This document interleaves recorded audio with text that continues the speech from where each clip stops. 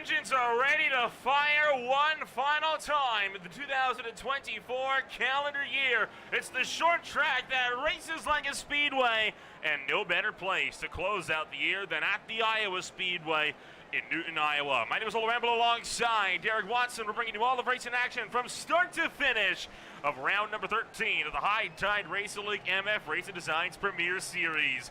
Derek, we visited the sister track to Iowa, the Richmond Raceway, earlier this season. To say that race could have gone a little bit better was an understatement. It put the Martinsville date in question. Today, it could be decided whether or not we're racing in Virginia when we return from the Christmas break. Well, shucks, Nolan. Here we are in the middle of the cornfields of Iowa here, just about 35 miles east of Des Moines, Iowa, the city capital, at this 7/8 of a mile oval complex. You're right, sort of a sister track to Richmond. Has some very similar feelings, at least through the front straight, in my opinion. And I suspect a lot of great side-by-side racing as this night goes on here at the beautiful Iowa Speedway.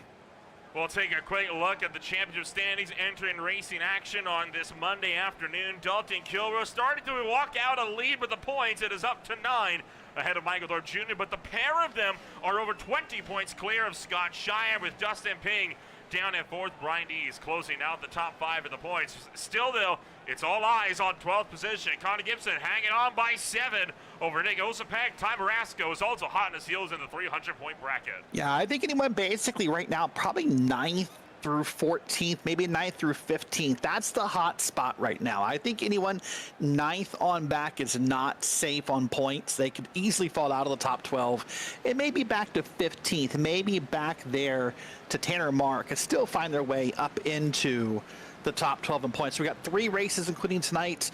This is the last one before the holiday break. We got 2 more after the holiday break, and then we decide our top 12 in points. And I think that hot spot is right there. The top 4, 5, 6, maybe 7, or, where they're going to be, Nolan, ranking wise, is up for grabs, but they're in for the most part. But that little cluster right there is going to provide for some great stories over the next 3 weeks. It sure will. There's a lot of clusters yet that have to be decided over in the championship standings, and cars are on track for the final 5-minute warm-up session before the racing action kicks off in full force this afternoon. Got drivers like Justin Levine return to the racetrack. Mike Thorpe Jr. taking off laps right now. Thorpe in one of the best championship positions that he has been in his High Tide Racing League career. He got up there a little bit in season number 2, but he was not fighting for the points lead entering the playoff season. That could be looking to change in season number 3 here. Yeah, definitely looks to be changing in season number 3 as you come around here and you see how cars are driving here down to the bottom of the corners and then up high against the wall here through the front and the back straight. Well, this track has a little bit of banking, Nolan. There's no such thing as a flat track here. We'll talk about that as the night goes on. But look at that 34. That's a beautiful run up against the wall. Gets every ounce of speed possible. And there's a newcomer to the league in that beige car. That's Kyle Wellerman. We'll talk about him later. Lots of new faces, as is typical for the High Tide Racing League. Plenty of returning faces as well. It's a stacked grid, right? We've got about 27, 28 cars. That's almost double the field we had the last time we were at Iowa in season number 1. Could that cause problems, or is that exactly what this league was hoping to see? A little bit of both, right? I mean, every league wants to be full, wants to have a stacked field, a full roster, if you will. But listen, when you come to tracks like Iowa, Martinsville, New Hampshire, and, tracks of that ilk, Bristol, right? You're going to have those problems where you're probably going to have some contact. There's only 7/8 of a mile here on the oval. And so, yeah, there'll be some beating and some banging tonight. We'll see how clean it can stay over these 200 laps. And I think, as you and I both know, and we document the broadcast, that Martinsville date after the holiday break is sort of in question. There's some concern about the league admins about if this league can run a clean short track. And I think tonight at Iowa will help them make that decision. We'll figure out all the nuances of this race on what's bound to come in just a moment. For now, we'll take a step back. It is the United States of America's national anthem as we get set to go racing in Newton, Iowa.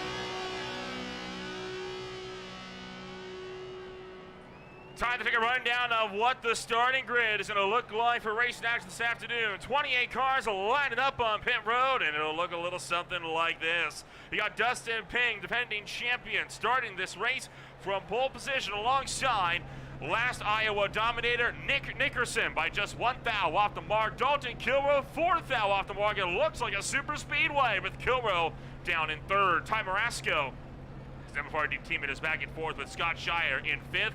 Matty Chastain is in the number 6 spot with Kyle Wellman, down to the number 7 spot. 5 Kings Motorsports making his rookie debut. Larry Bell is in 8th, Jason Greenwell is 9th, and it's the Zero Foxtrot Motorsports driver of David Lakey rounding out the top 10. In P11 at number 5, tied riding with John Osborne's in P11. Next to him is Eddie Haig in P12.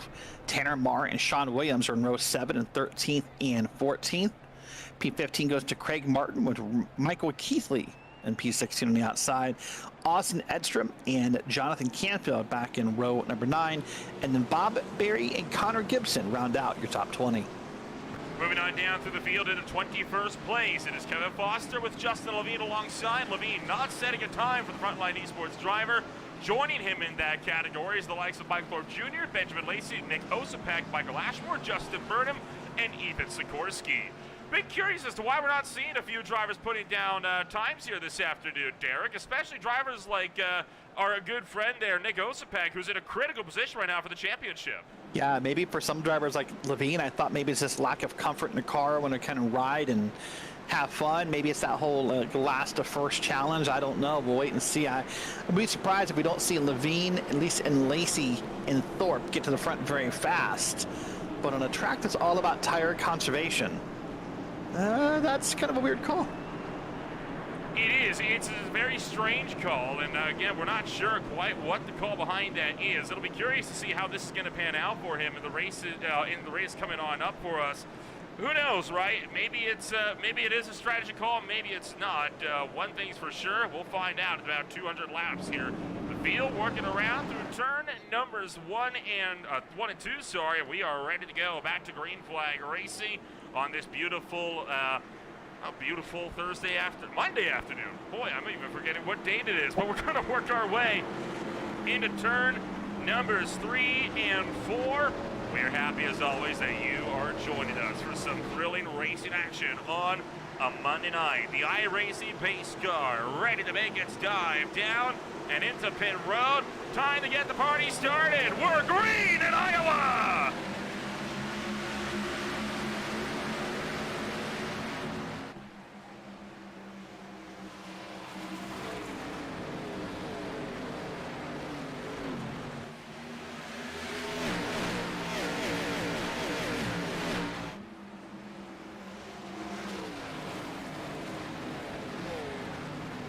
Nick Nickerson already up to the top shelf, trying to make the push for the lead. He led the most amount of laps, 65 at 175. The last time we were here for season number 1, but it's Ping to fend him off into turn 1. Yeah, Ping did a great job. Got lined up right in front of him. Hold on, big wreck. We'll come back. That's Ty Marasco turned around to the 1 car, and see a couple of that's the 89 turned around. So a 2-car incident on lap 1.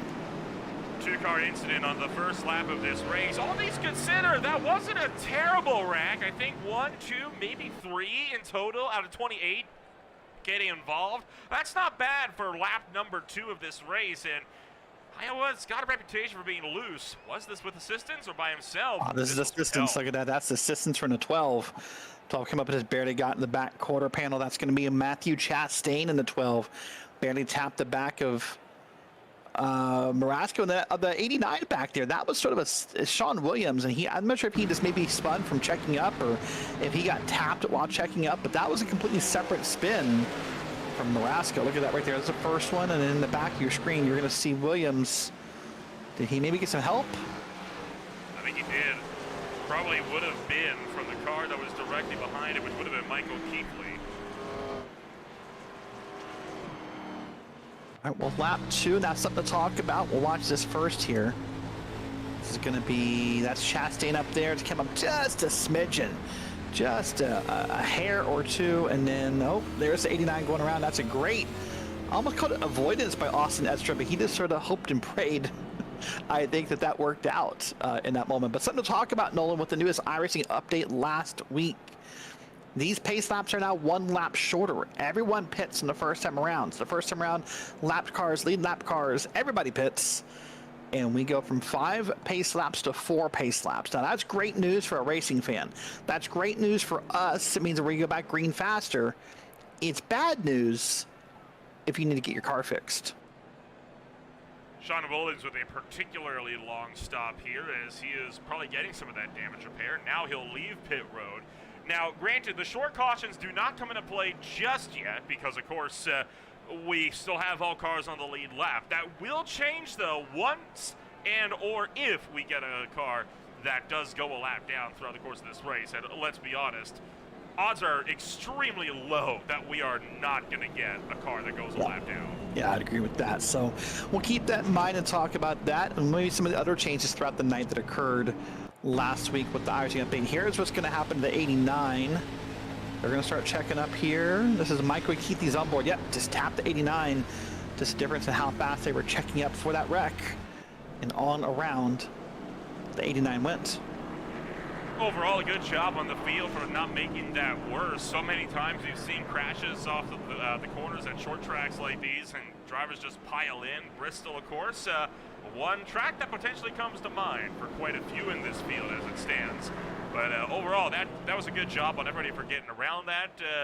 Keith Lee might need some notes, but other than that, overall, 2 cars. I think we could find that acceptable for an early caution. Very acceptable. By the way, Matthew Chastain assigned fault for the caution. He will go to the end of the line for this start.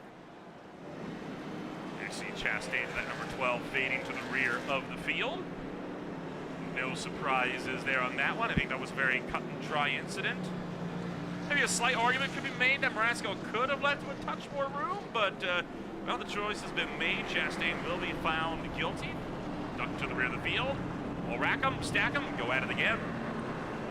Yeah, and with this being a 7/8 of a mile track, I mean, it's worth noting, by the way, that as the leaders come around to take green flag, it's possible that, you know, Chastain in the back of the field is stuck maybe in the middle of the corner or getting to the middle of the corner with how deep this field is. That's the disadvantage you get at a short track, which the amount of distance that does or doesn't exist. It's going to work off of turn numbers 3 and 4. Ready to go at it again. Nick Nickerson, Dustin Ping into the restart zone. Green flag drops. We're underway once again. 81 taking off down towards turn number 1. Man, look at that jump on the bottom lane there. That was an incredible jump there by Ping. It's going to bring Dalton Kilrow with him. Kilrow's going to be side by side, but that was one of the best restart jumps you and I have seen in the past few weeks. Look at that big red propane number 2, though, hunting for the outside. Got the nose in off of turn number 4. Got a good jump, but it's all for naught. Nick Nickerson to the lead, around the outside of 4.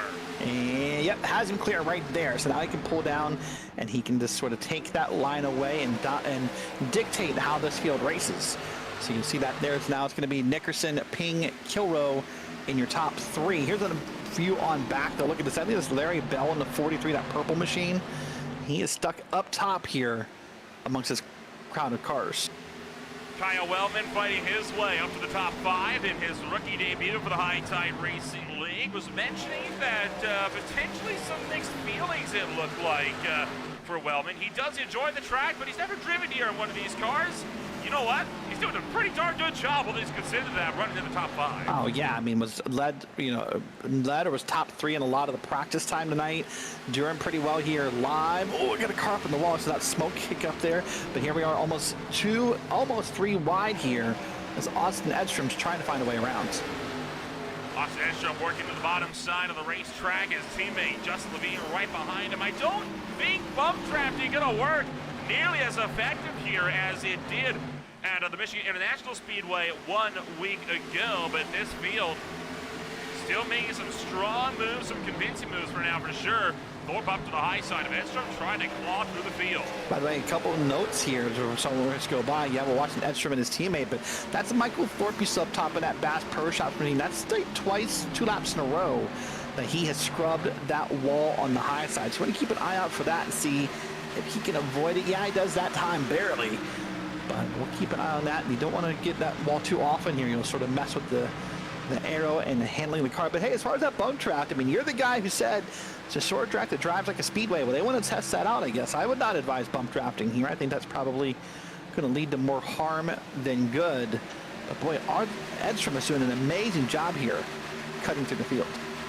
Yeah, bump drafting that short track can very easily turn into a bump and run gone wrong into one of these corners. But yeah, you mentioned it, Ryan Edstrom doing a phenomenal job right now, working that 87 car to the low side. Right ahead of him, Michael Keithley, one of the drivers that sent Sean Williams around, but of course the caution did come out as a result of Chastain. And well, Sean Williams being spun around, that was just because he checked up into the nose of Michael Keithley.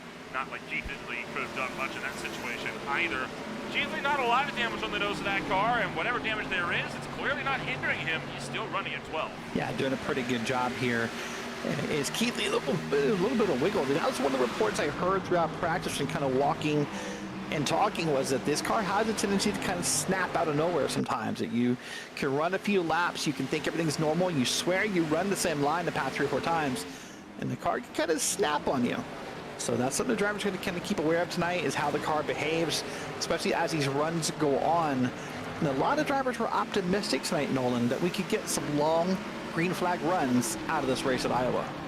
It'd be a far cry from the last time a race at Iowa, where we saw 14 yellows slow us down over the course of the race, which frankly is a high number when they only had a 14-car field the last time they were out. But they put together some very convincing performances over these last few weeks for the High Tide Racing League, and these guys and their racecraft has improved exponentially since we raced here over a year ago. I think they could very well be correct. I mean, both of our cost estimates for the night, Derek, they were both under the double-digit mark. Yeah, I suspect we'll be under the double-digit mark pretty well. Look at this now. Levine's going to try and make a pass on his teammate here. Always an awkward moment for teammates or a team owner.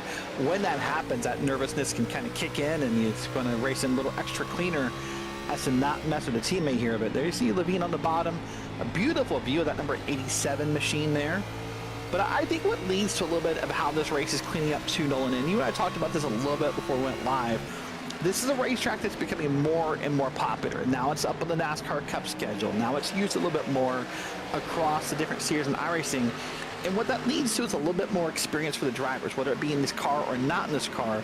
Getting out here and learning this track, learning your braking points, learning what to use as a braking point here can lead to some more comfortable driving and some cleaner driving as time goes on. Totally agree, right? When you have more chances to race here, you're able to really learn the nuances of this track a lot more. And I mean, we call it the sister track of Richmond, right? But it's kind of like how Auto Club and Michigan are sister tracks, right? They might be related. That doesn't mean they are even near the same character-wise. This track is wider. There's progressive banking. It's a bit faster as well. It's a little bit longer. In no aspect does it share, even the start-finish line is different location. The only thing that's similar to Richmond is the actual shape. Yeah, I mean, the shape, you know, it definitely matters. There's Edstrom up against the wall, by the way. The shape matters, you know, especially the shape of the front straight. I think that's where the comparisons really lie, right? That's sort of that dogleg style front straight you see here. Yeah, the start-finish line may be different. Man, there's another car up. Oh, that red and white car almost came down and had a meeting there with the car below him. But I think that's where the comparisons probably start and end for me. For Richmond, I think Richmond probably drives a little, I don't know, it feels faster in some ways. I know it's really not. But yeah, I understand all the comparisons here. And of course, you know, Richmond typically gets the night races, and this is the day race, so another small difference there as well. But yeah, you talked about this track being progressive banking. It's such a shallow difference. It's 12 to 14 degrees in the corners. Compared to other tracks you and I visit, hold on, there's a car around, and we're going to say green. That's one car below the yellow line by himself. That's the yellow car. Craig Martin. Yeah, that's the 50 of Craig Martin. So nice job by Martin keeping himself together there and not making that worse. Is coming around. Got a bit of a tip from behind. That sent him loose into the middle of the field, and then nowhere for Sean Williams to go. Yeah, got hit twice, actually. Got hit back in the, got hit once it gets into the bottom of the track, and another time off the bottom of the track. So, boy, that's frustrating that happens. That'll get under your skin as a driver. That'll rattle you a little bit and cause you to mess up some more lines. But, you know, I was going to say, compared to other tracks you and I visit and commentate at, what maybe a Homestead, for example, that 12 to 14 degrees with a variation banking in a corner, not that drastic. It's really Absolutely not. There's definitely more drastic banking. I mean, like you said, one example, Homestead Miami Speedway, which you and I were at just a couple nights ago with the SRA IAL Truck Series in their second preseason race. So these guys have been going at it double file for about 15 laps now. They have not been able to leave each other alone. The front pack, though, could be going double file as well. Dustin Ping shoots for the inside of Nick Nickerson, trying to go for the top spot. Yeah, watch this side-by-side battle. By the way, this is something the drivers told me they don't want to see a lot of here at Iowa.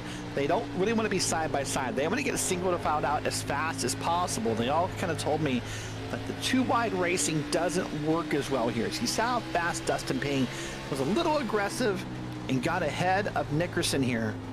And now it's going to try and pull away. Working down the front straightaway.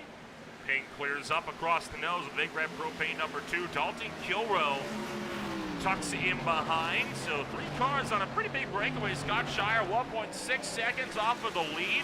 These 3 have found the line, and they are really shadowing each other in a 3-way scrap for the top spot. Yeah, you see Nickerson prefers a higher lane compared to the other 2 drivers. Kilrow went way to the bottom. Nickerson went up top, and you see they kind of merge back together here. But you're right, look at this timing gap here from the top 3, and from Kilrow to Shire is like 1.2 seconds at this point. And even Shire back to Wellman, by the way, is almost 2 seconds. Look at the speed difference here. Remember, this is a fixed set, Nolan. Everyone comes in here together, has the same setup. It's about how well you drive the car. Now, the one question I may have is there tire saving happening at the front? Is Nickerson, Ping, and Kilrow just kind of going full throat? And they're just going to kind of push it and push and, you know, not worry about tires? Because that's the only reason I can see why they would be 3 seconds ahead of P5. All good questions, right? And I think that kind of goes back to the discussion. Did we expect to have green flag pit stops today? A green flag run, typically about 60 to 70 laps or so thereabouts.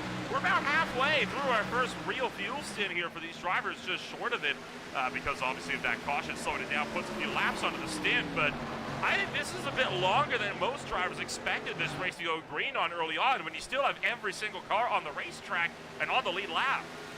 Yeah, that if this hits green, that won't be true for long, as I suspect the drivers who are struggling in the back will not take long to have a meeting with the drivers who are performing in the front. But I think the way we'll find out if maybe Nickerson and Ping and Kilrow are burning those tires is about 10 laps or so.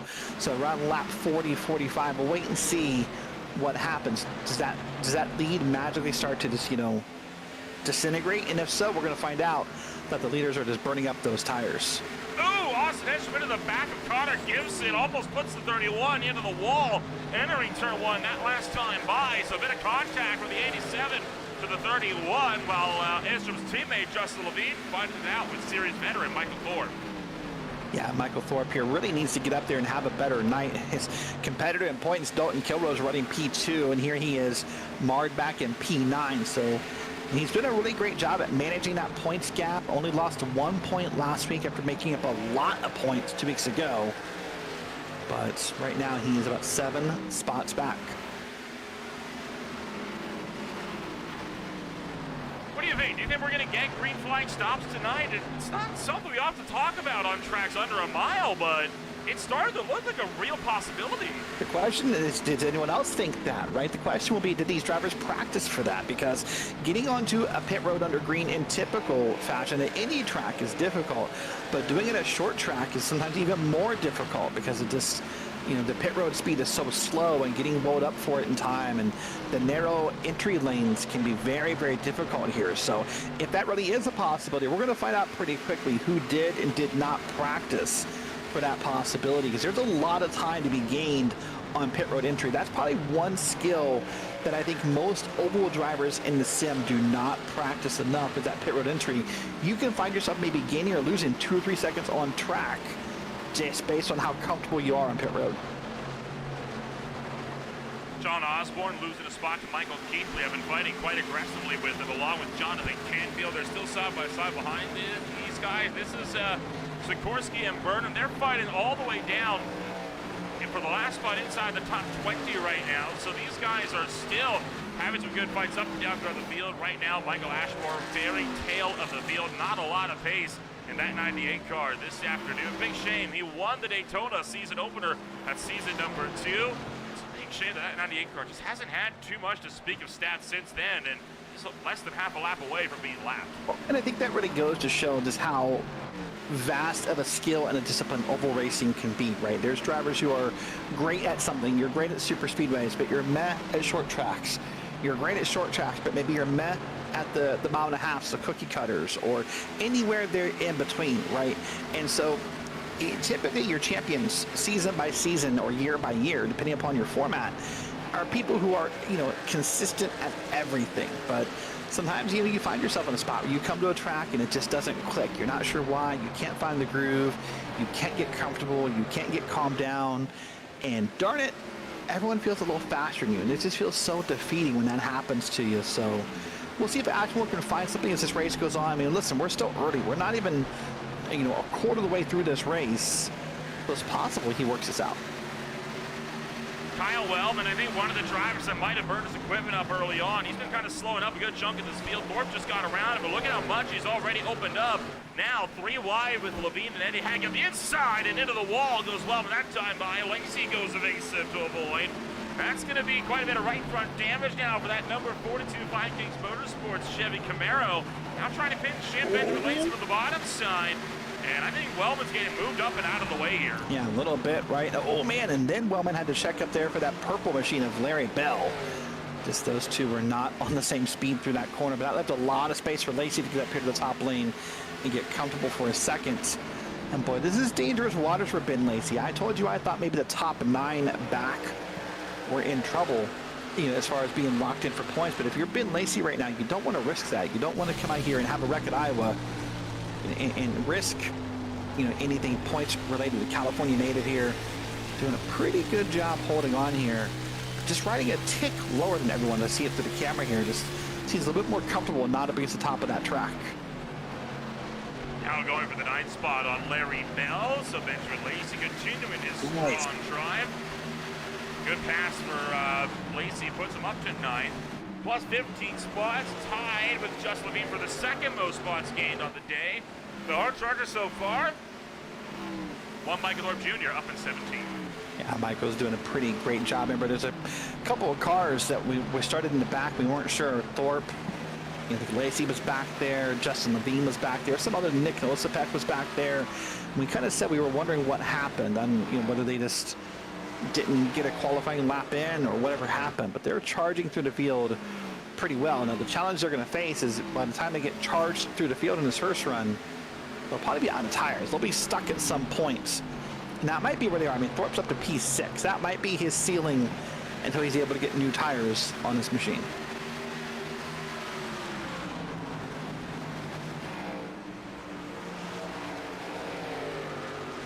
Looking at there's Levine making the pass. Oh boy.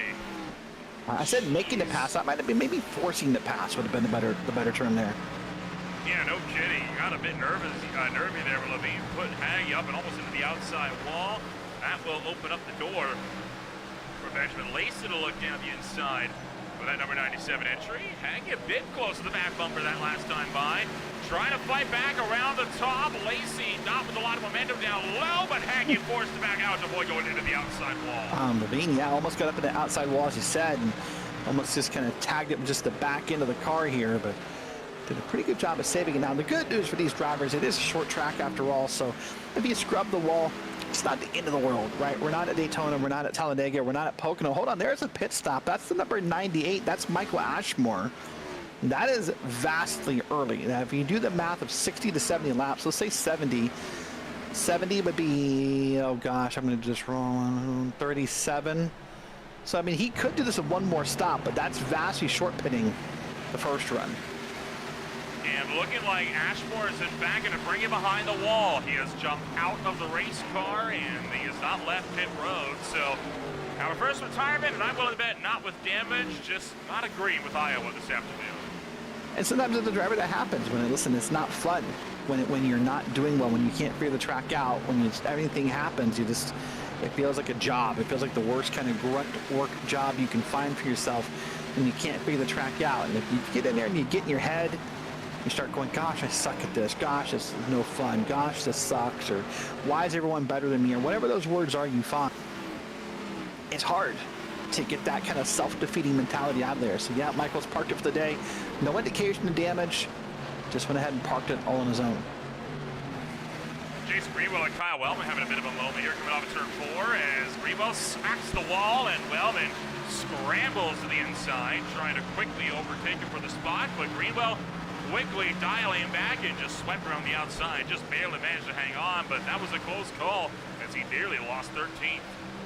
Yeah, nearly lost 13th, but he's got to gather back up here. Now he's right in front of regular series, competitor. And Michael Thorpe, so you have this work here. Yeah, it's Connor Gibson. That's not Michael Thorpe. Sorry, the numbers, they're both in the 30s. They both got a little bit something going for me.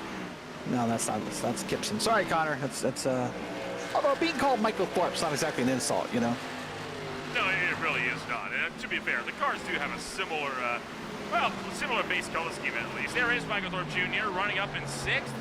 Most spots gain of the day. He did not put down a qualifying lap. We talked about how it was a bit of a curious decision, right? Usually when drivers do that, it's at a super speedway. What do you think contributed to a decision not to put down a Q lap at a short track like this, though? I'm almost guessing, without going back and having time to look, that he probably tried to put a Q lap in and maybe to scrub the wall, being aggressive on both laps. It's not that he didn't put a lap in. It's that, within the iRacing service, when you're qualified, if you scrub the wall, any kind of incident limit or incident point from iRacing, the laps don't count. I would be more inclined to think that's probably what happened.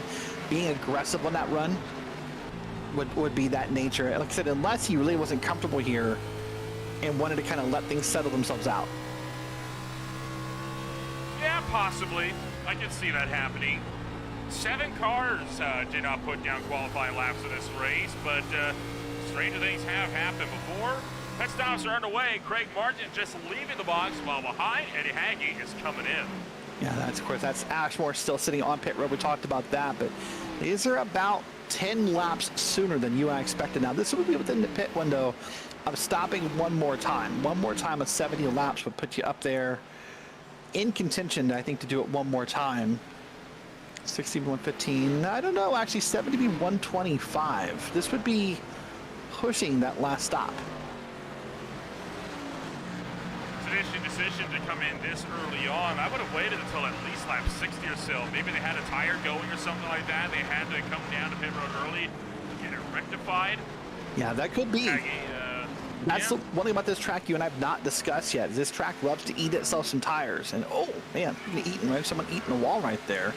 But it loves to eat some tires. So if you're not careful and you don't know how to get around here pretty well, then you can easily find yourself in a pretty bad spot. That's Tanner Amaro, by the way. I believe we saw eat the wall a second ago. Tanner told me he loves short track racing. He told me he's a short track racing boy at heart. So he said I struggle at 99.99% of the NASCAR tracks, but darn it, we come here and he's in the top 5 would be good. So after a 4th place finish at Bristol, he wants to finish well here and kind of prove himself as a short track expert. Well, good news. He's in the top 5. He's fighting for that 4th place spot right now with Scott Shire. That Fox Sporting Equipment number 4 machine up on the top side of the racetrack. Scott Shire doing a good job on keeping that line defensive. Closing in, though, and to make this a 5-way fight for 4th is Justin Levine, Benjamin Lacey, and Michael Thorpe Jr. now all in the mix. He's got a nice little battle pack here for that 4th place spot, and looking like Mark trying to go for the undercut. No, Mark's pitting. He just called out pitting. He is coming down here on lap 59, coming to 60.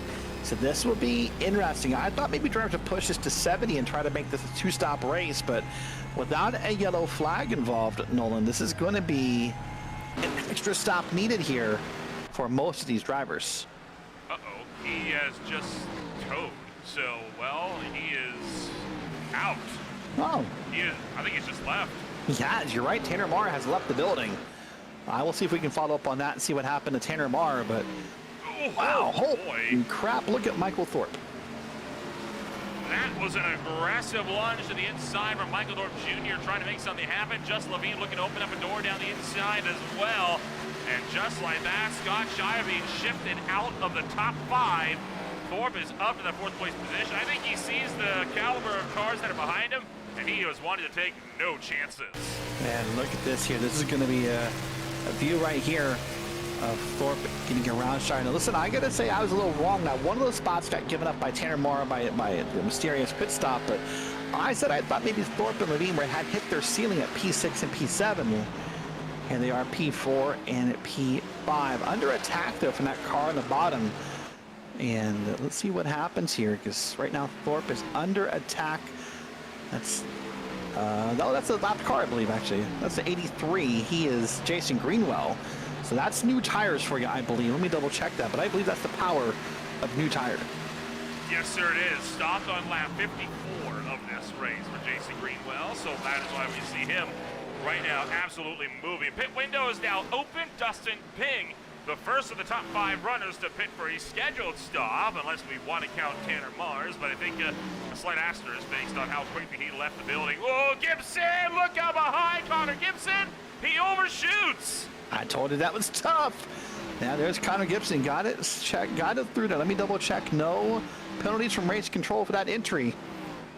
We talked about how tough it is. Now what will happen for Gibson? Listen, clean race car, didn't hit anything, but will lose a lot of time here at this moment due to that wild pit road entry.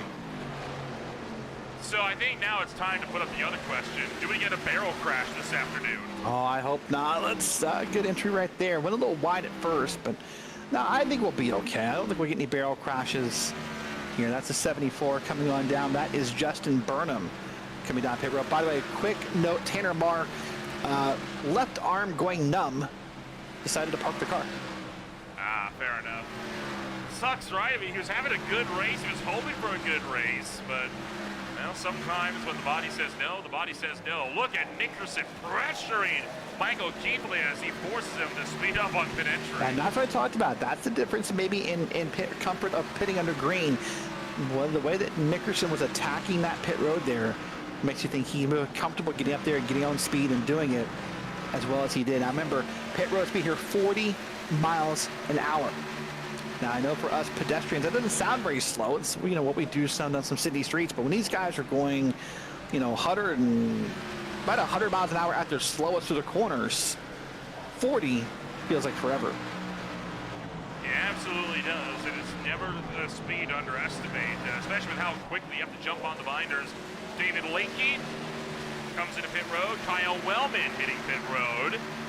Apart from Connor Gibson, no issues as of yet. I think, yep, here comes Thorpe and Levine. The next two looking to come down to the lane. Levine getting a little bit checked up. Thorpe hugging the K-rail, and he'll get it down safely. Now, right now, we're working lap 68. So this would be the drivers who I think can make it one more time. Basically, it's this easy numbers. Let's say lap 65 goes to 130, and then 130 is 70 away. So I believe the drivers right now, look at that, it's the 80, is that the 89? That is the 89 lane. He was really wide. That was almost your barrel hit right there, Nolan. Yeah, he and Jonathan Canfield kind of getting into it a little bit as they both came down to pit road. We'll ride on board with Canfield as watch the right side of Sean Williams. Yeah, watch the right side here. Come up here, I think, in a moment. Oh, hello. Oh, boy. Wow. Bit of a close call. Dalton Kilroe, race leader, is in along with Larry Bell and Bob Berry. Yep, so right now we're working through the field. Almost everyone. I think Shire hasn't pitted yet. He's now your race leader. And I think Benjamin Lacey's the other car not to have pitted yet. So only 2 cars that I can see who have not pitted. And there goes Lacey. So now we're down just to Scott Shire. The last one not to pit. Now every lap he can put on here, Nolan. What I like about this is a little less gas he needs if we stay green, right? It's a little less gas that he needs to have in that final pit stop. But also, I think the good news for other drivers, and maybe where Shire's failing a little bit by showing his hand, is now I know how many laps my car can go under green under this gas tank, right? Because now he's working lap 71. So if I pitted lap 65 forward, I'm confident I could do it one more stop. What he is also doing here in the long run is making sure that he is going to be the fastest car on the racetrack for the next run here. because he's going to have the freshest tires out of the entire field. So that is also something he's got to keep in mind. Nick Osipek is in the pit road. Ty Marasco now the last car to pit.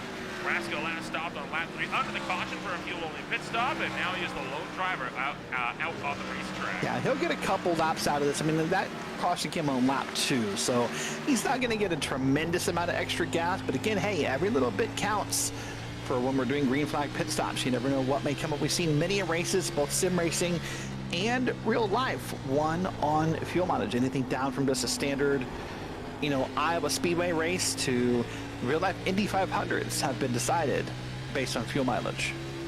Well, Marasco is well aware of how a race can be lost on fuel mileage. Remember Pocono, that no doubt whenever fuel mileage comes up, that's what he's thinking back to in his head. Yeah, I mean, what was he, like a football field away, maybe? Less than that even. Yeah, he came there that close at Pocono and then lost it and then sort of pulled to the side and got hit by a teammate, and all calamity ensued there for the ending at Pocono. You're right. But here he is. Now he's going to come down this time by, made the call, gets down here below the yellow line, and a little wiggle. But he's okay, and that will complete your first round of green flag pit stops. So Nick Nickerson looking like he's going to cycle through to the lead with a hefty gap at that. 5.5 seconds over second place runner Eddie Hagee.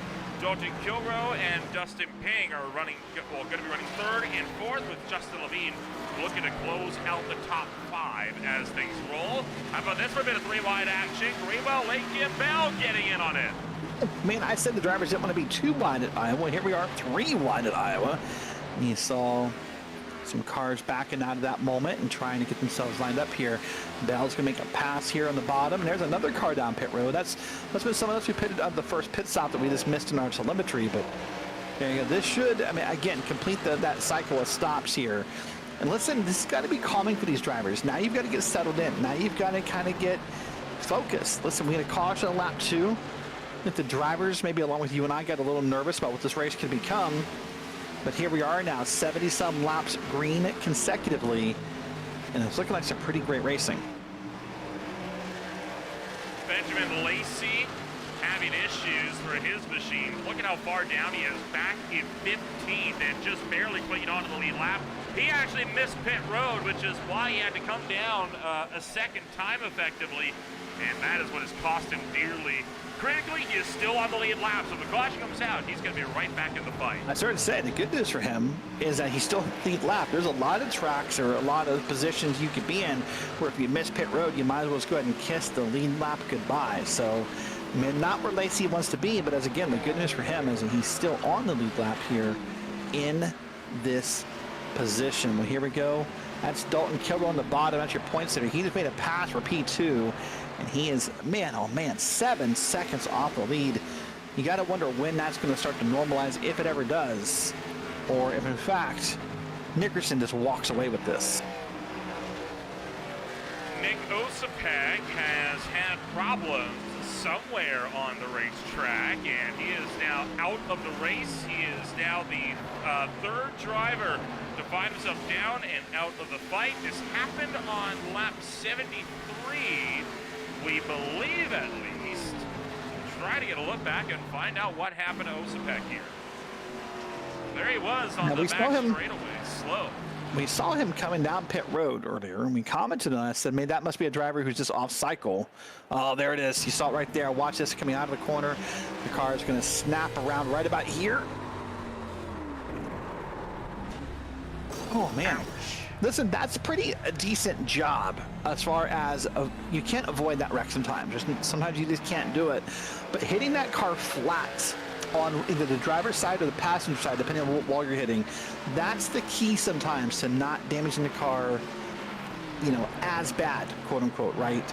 Now, what I wonder about, and maybe we'll try to get a word with Nick afterward, some of the new iRacing damage model physics this week, a little less forgiving on damage and wrecks. So let me see if maybe we can get a word with Nick. I'll work on that for a second, see if we can find out what happened. While you're working on that, Ty Marasco and Ethan Sikorsky are both still going at it, trying to see if one of them is able to get a good drive going in here. Battle is on for the 13th place place spot. It started to pick up as well for third, with Justin Levine having charged for the back, putting Eddie Hagge under fire, and now Levine looking like he wants to contend for a podium. Looking for the inside on Levine. As Justin Levine to the inside for the front line, Esports number 45. Tracking up from the inside, almost into the door of Eddie Hagge. And having a great green flag run here. We had one caution, it was on lap 2. Since then, it's been smooth sailing. Boy, when you watch moves like that by Justin Levine and you realize the talent that Levine has held in racing for many years, isn't it great news for like the likes of Kilroe, Thorpe, Lacey, and others that he's not going to be playoff eligible? Like, doesn't that kind of make them just sleep a little better at night? No, you don't have to fight Justin Levine in the playoffs because, listen, unfortunately, there's no way that I can see a path where Levine scores enough points in the next 3 races to be playoff eligible. But, boy, if he sticks around here in the High Tide Racing League next season, he may be, and that will be bad news for the likes of Kilroe, Lacey, Thorpe, and others, that a menace known as Justin Levine could be playoff eligible. You never know, right? I mean, it can definitely happen. I mean, look at the LTAC Cup Series that we used to broadcast on Friday nights. Joseph, a frequent tender in that league, previously to what was an absolutely commanding drive of the championship. He had only made 2 starts. They were part-time starts, not very stellar. Came back with a vengeance and won several races. Ended up being a big title contender. Didn't take the championship, but was not far away from it. If these drivers that only run part-time or they enter late stick around, they could be serious threats. And you know what? This is still good for drivers like Kilroe, like Thorpe, to be able to kind of gather themselves up because they can get that data now on how Levine drives so they can better prepare for potential defense against them next season. Yeah, it's also great for Austin Edstrom, who's a teammate, I believe, with Levine. It's probably a confidence boost, a morale boost, and some practice help to have someone like Justin Levine, you know, on that roster that you can kind of work with, talk with, listen to, what have you. So, yeah, we'll see how this plays out. If Levine comes back when the season starts all over again, we'll find out. But a lot of racing that happened before. That's Austin Edstrom almost made contact there. The car up ahead of him, or the car on top of him, pardon me. Further behind, Larry Bell losing out on the spot to Time Raska, but Bell's still doing a good job running up in that 12th place position. And, well, Derek, I know last week we had a lot of drivers that were showing off their Christmas setup. Larry Bell, a little late to the party on this one, but hey, better late than never. And I gotta say, he's definitely one of the most festive we've got in the league so far. Yeah, take a look at this photo Larry sent in today. I mean, not only has he got the Christmas tree set up, he's got the all-white lights. You and I had our opinions on this last week. Look at the left, he's got the whole, I mean, you got the whole Christmas maybe village set up there on the left. Plenty of presents under the tree. The pictures of the Christmas cards, pardon me, up on the wall there. Do you suppose one of those presents are for us? I wouldn't bet on it, but I would. It's a nice thought. Well, Larry, if you need an Amazon wish list, I still got one available. Don't slide my DMs and I'll set you up. Don't worry about it. But no, Larry's doing a pretty great job here tonight. That's a nice setup. The big angel on the top of the tree was a nice touch. So yeah, thank you to Larry for sending that in this week. And it's always nice to see how people decorate and you get ideas, and it's always fun to see Larry having a nice P12 run here tonight. But back up front, I mean, the story right now is that it feels like right now that Haig here in P5 is just sliding back slowly. Came out here P2 after the pit cycles were completed and is slowly getting passed by Edstrom, by possibly Ping here in a moment. Got passed by Levine, got passed by Kilroe. So maybe Haig is not doing the best at saving tires. Time will tell. Time will tell indeed, and there is still a good bit of distance left on racing action this afternoon. For now, we're going to take ourselves a quick step back. We are slowly but surely approaching the halfway point. It'll be the second half of From Iowa Speedway on Green Flag TV in a moment.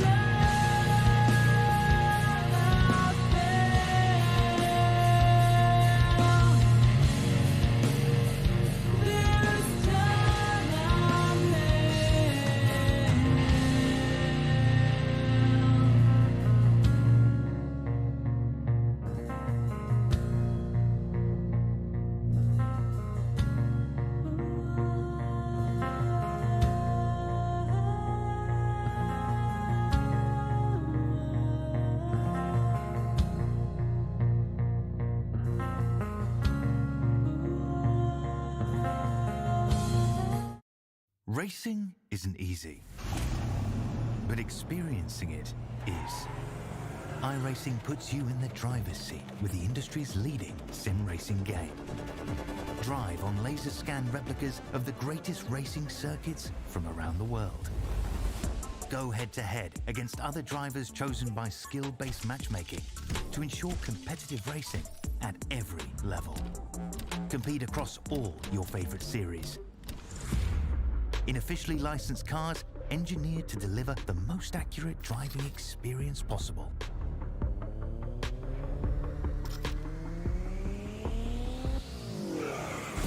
Join a race or host your own with players from across the globe. Race against the computer or in a league with friends. Feel the thrill behind the wheel. Visit iRacing.com.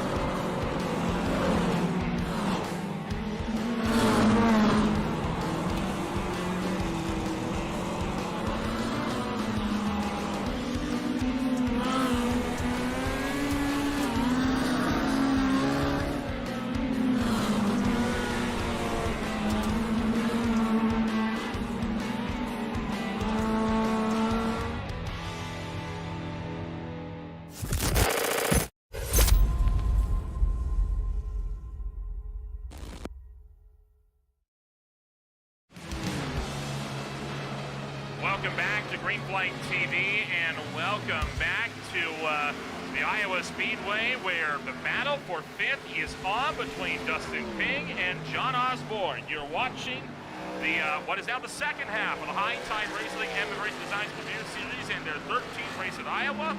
Rutherford alongside Derek Watson. Only one caution so far back on lap 2. It's been green ever since. And boy, what a good race we've had this afternoon. Hey, no, real quick, sorry to kind of cut in here, but look at that. Thank you for catching what I was thinking. Only lap 103, and that is his second pit stop for that car. That means he has to pit one more time. We believe that the length you can go is about 70 to 71 laps under green.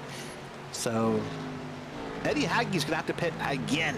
So that we saw him losing spots, and occurred right before we went to break. Remember, he was on that earlier pit stop on like lap 56. He's now pit again. So I think this massively puts him behind the 8 ball, and he's going to have a yellow flag come out in order to be competitive in this field again. I mean, sure, he's going to be competitive right here. He's going to run by these cars when he has, 30, 35 lap newer tires. But when all is said and done with the math on the pit cycles, I don't see how he is competitive, happen to stop one more time. He's not the only one, interestingly, that came down there. Jason Greenwell right in front of him also pitted on the same lap of the race. So the 83 and the 97 both coming down on the same lap. And, like you said, it's a very interesting call. It's not a call that we necessarily agree with, but again, they're not the only ones. Here comes Connor Gibson into the lane. Yeah, what they're hoping for is they're hoping that the speed of a new tire, oh, there's someone through the grass. That is the 74. That's Justin Burnham, who just picked up a lawn mowing contract on front straight, I think. Good grief. But I was going to... with help or not? And that car looks unhappy right now. Watch this again. It hits up on the top wall, spins it to the inside, and starts cutting some grass. But if we stick with this replay, watch him as he tries to rejoin the track here. That car looks, maybe at least upon first glance here, it doesn't look even. It doesn't look like it's driving straight, quote unquote. Watch it kind of behave weirdly here. Let's see if it starts to do better. Yeah, that thing's tilted to the left. I don't know. We'll see. I don't think it's perfectly a healthy car. Nope. There it is down pit road.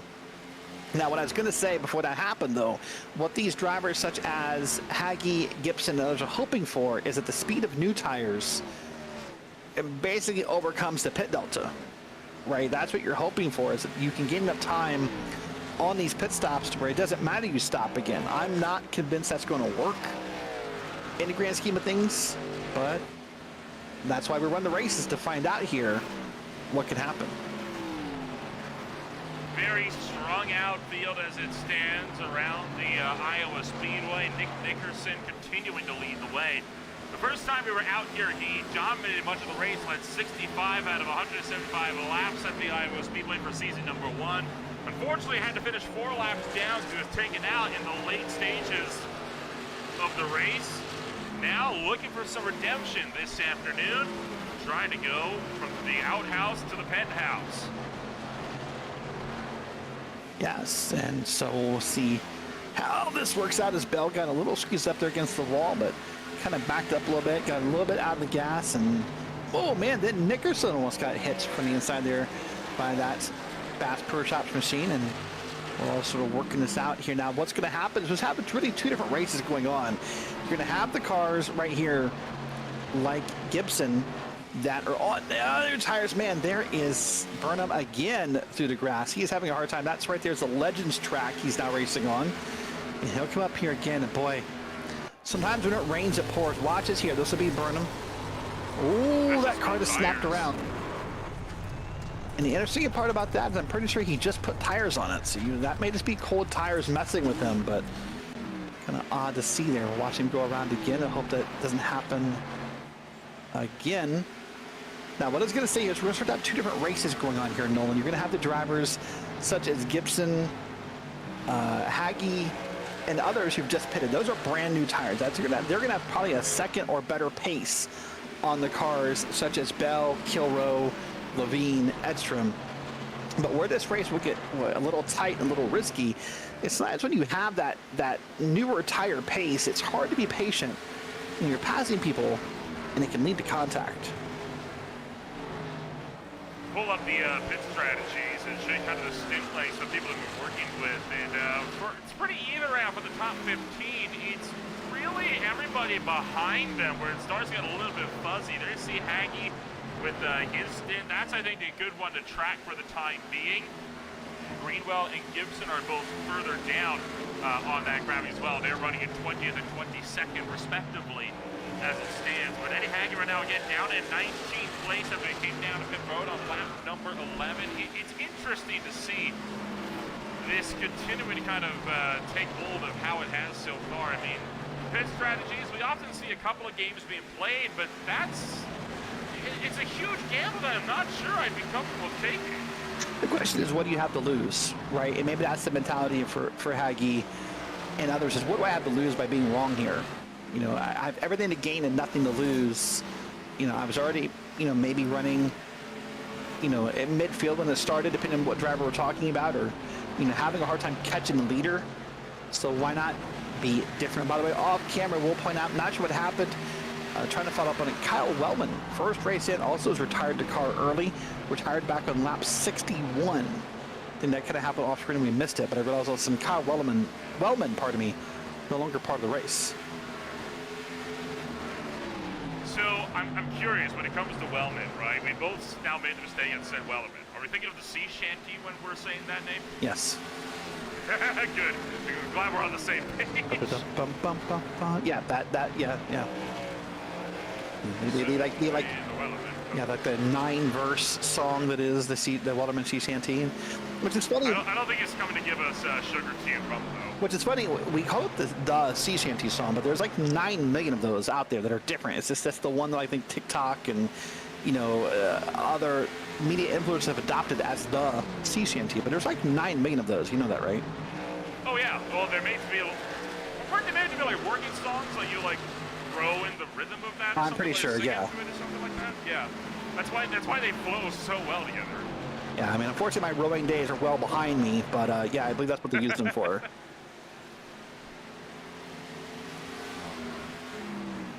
Jonathan Canfield and Eddie Haggy exchanging positions. Haggy, of course, on those fresh tires, clawing his way back. He is up now in the 17th place spot. Otherwise, Scott Shire versus Kevin Foster for 11th. Really one of the sole battles we have now on the racetrack as we are entering the second half. Nickerson is starting to lose a little bit of that lead. It was over 5 seconds at the start of the pit stop window. It's just over 4, so Kilroe is starting to close in, but it's not enough. No, and unfortunately, it's going to be kind of an odd timing to do it because we're on lap 121 right now. So I would think, oh, there it is. I started to say I would think with the next 10 laps or so, your main strategy pitters should all be coming down here. Here's going to be Dustin Pink kicking us off on lap 121. This would be about 79 laps to the finish. I don't think this is doable for the record. I think this will require one last splash and go for Dustin Ping. But I suspect to see the cars such as Nickerson, Kilroe, Levine, Edstrom, and John Osborne, all of your top 5 in after lap 125. Michael Keefley also making his way down the pit road as there goes by Nick Nickerson. Continuing his strong, dominating run up in the lead of the race. Matthew Chastain getting around Sean Williams. That was the pass now for 17th on the racetrack. But again, Matthew Chastain, one of the cars that is a good distance off cycle when compared to the rest of the field. They got a three-way fight here between Larry Bell, Scott Shire, and Kevin Foster. It's a little bit separated though. See Bell at the road to the 43 car, Shire running before them. Foster right now, that car is about to be put 3 wide up the middle with Dalton Kilroe, and Sean Williams is going to back out from that. But you know, a lot of these battles, they're starting to taper off now that we have really entered the ebb and flow of this race, and I think it's an endurance run for most out to the end. Yeah, I was very curious. You know, I kind of commented there was only 7/8 of a mile of the track. I wasn't sure where everybody was going to hide. You know, we started this race with, I think, 25 cars on the grid or so, and I wasn't sure there would be much space to hide, but we got the thing pretty well spread out. If you look at the times up on the left side of your screen, and so that's what's kind of leading to this racing is when we're not all packed together at a drafting pack or what have you, then it's less likely you see issues that cause caution flags. Not impossible, but less likely in that moment. Now we're working lap 126, so the cautions in my head now. The pit stops should be coming more frequently here as drivers start running out of gas. Some of them could probably make it up to lap 140 based upon the fact they went 70 laps the first time. So we'll just wait and see who's comfortable pitting when.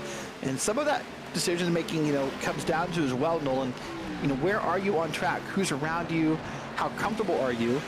You know, for example, if you're Scott Shire, maybe you're having a hard time getting around Bell. Maybe you don't feel comfortable with that dirty air around Bell. Then maybe you pit right now and you just kind of get out from that spot and try again later. Not that Shire's going to do that, but that's an example of how, you know, track position can help affect when you pit. You're right now looking out of the passenger side window of Scott Shire's car as he battles it out with Larry Bell. Starting to get a bit of a leg up here. You see Dustin Pink right behind as well, wanting to find a way through, and I think Shire has cleared him off of turn number 4, so Shire will complete the move. Good stuff for him. Nick Nickerson comes down pit road. Yeah, that's putting right at about 71 laps to go, so good news for him is that he likely be able to make it on that last stop. I don't see a world where he doesn't make it on that last stop. And anyone from here that waits from now to pit forward should be good on fuel. Now tires, that may be a different story, but on fuel alone, you would be good. So here, a couple cars. This is Thorpe and Gibson. This has been my nemesis all night long of the 31 and the 34. I'm going to talk to these guys about their paint schemes. Get one of them to change it up a little bit. Yeah, one of you needs to be hot pink. I'm just saying. You guys can settle it out, but one of you guys has to be hot pink after the holiday break. Well, it can't be Gibson, right? I mean, that tracker boat scheme, that is an iconic paint scheme. You can't change that. All right, well, Michael Thorpe, Nolan Ripple has made the decision for you. You're a hot pink after the holiday break. Don't you pin this on me. Well, yeah, listen, I offered a choice, and you snapped in there with the decision-making process, so here you go. That's Ben Lacey in the background. That's a nice blue and black with a little bit of white accent. That's easy to pick out on the track, so he is safe. No hot pink for you, but look how much Ben Lacey right here is all over the back of Thorpe. And these drivers are racing hard. Now, these drivers last pitted, let's see, 68, 70, so about 70 laps, 65, 70 laps ago. You can see Benjamin Lacey trying to look for the inside of Michael Thorpe Jr. Lacey's been having a relatively good season. He's had a couple of wild moments. I think the moment that sticks out to me the most for Lacey this season was in Indianapolis, where he got turned first head on into the wall and then immediately T-boned, which sent him skyward and upside down in the middle of 3 and 4 at the Brickyard. But apart from that, Lacey's had a relatively good season, and this could be the start of his championship bid as well. We should never count him out. I know we talk a lot about Kilbro, about Thorpe, and others at the front, but you can never count on that number 7 car either. Thorpe's in the pit road. He's not the only one. Levine, Edstrom, and Lacey now we're all in. Yeah, you know, it's funny, talking to Ben Lacey, they told me that Iowa was the first track he ever ran a league race at. Not necessarily this league, not necessarily the High Tide Racing League, but his first league race ever in iRacing was at Iowa. Told me he got wrecked out. Said, I'm hoping that's not what happens tonight. Well, so far he's doing pretty good. Oh, buddy, look at that. That's the 83 who smacked the wall, got a little assistance, and then saved it pretty well. That's the third close call we've had now on turn number 4, and sooner or later one of those is going to go wrong. We're going to get somebody spinning back up onto the racetrack, but that's one good thing about Iowa in comparison to Richmond. There's a lot more room to run to when you get down low. Yeah, and of course, this is a big debate across motorsports about, you know, if you want the grass or the pavement down there to help these cars. You know, we're seeing at Daytona where the grass is maybe proving to be a nemesis of keeping some cars on the ground. You know, some people argue that digging the grass slows the car down. It also does more damage. You can get stuck. You know, maybe you have to get a tow and injure racers. All kinds of what-ifs on both sides of the argument. But today in Iowa, that grass is doing a pretty good job at keeping people off of this pit road. This pit road is closer to us on the camera shot here, Nolan. That's accessible if you slide through that grass too hard. You can smack that outside wall right there. So I want to keep that in mind. Now, you know, this track is pretty interesting, Nolan. We really only know it, or most people only know it, I should say, for the oval of the Speedway. This place hosts a road course that is longer than the oval. This place has a 1.3 mile road course. I do not believe it is modeled in iRacing. It is actually modeled in iRacing. Okay, so it's 1.3 miles. It uses, I believe it's a true oval. It uses a good portion of the oval. Yeah, I see it there from the handouts. Yeah, there you go. Look at that. Maybe an underused road course. We'll have to try it out sometime and see what I think of it. And if I think it's underused, there's a lot of ovals that have road courses that are not that well or that commonly used. Right, New Hampshire comes to mind. Of course, I just got a refresh this week through iRacing. Many tracks have road course. Homestead, Miami has a beautiful road course. It hardly ever gets used. Of course, you say that. I mean, the Sports Park Over America uses that road course quite often, and it's a big testing venue for the US 70 Pro 2000 championships. Yeah, but within official racing and iRacing, it's pretty well neglected. And of course, the Roval. I see. You know, we lost, unfortunately, the road courses at Pocono in iRacing, what, 4 or 5 years ago now at this point, probably. So lots of ovals have road courses. We just don't talk about them. Now, the other fun fact about this course is you see the 81 got a little loose to the corner there. Do you know that IndyCar and NASCAR disagree on how long this track is? I do now. Yeah, it's not much of a difference. I think it's like 0.875 or 0.895 of a mile. It's not exactly a massive distance between them. But yeah, it's kind of interesting how they measure differently. And I don't know what measurements each of them use. I would love to figure out like what they're measuring, but it's kind of odd that we can have the same racetrack and 2 different measurements. So I'm willing to bet the difference comes in what lane they're measuring with. I'm willing to bet one of them is measuring around the outside wall, and the other one is measuring around directly in the middle of the racetrack. Yeah, that must be. For clarification, usually when you're determining the track length, you don't take the racing line, you take the perfect middle of the racetrack all the way around.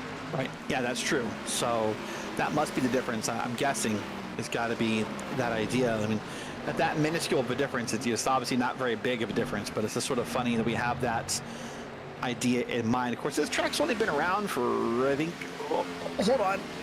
Jeez Louise. Ben Lacey almost became a victim. He said he got wrecked in his first league race here. He almost got wrecked in his most current league race here. Yeah, that got a little dicey there for a moment. We're right aboard of Michael Norton Jr. This was with the helmet cam with the number 34 GTA Sports Car from Chicago. Lacey's going to go down the inside. Norton trying to get the power down to try to fight back, and got a little squirrely. Ooh. You see him fighting that wheel, and I always tell people who are maybe watching this broadcast because you have friends or family, and maybe you don't do iRacing yourself, and if you want to find out what kind of day a driver is having, and if they're happy, if they're mad, if they're having a good time or not, watch the wheel.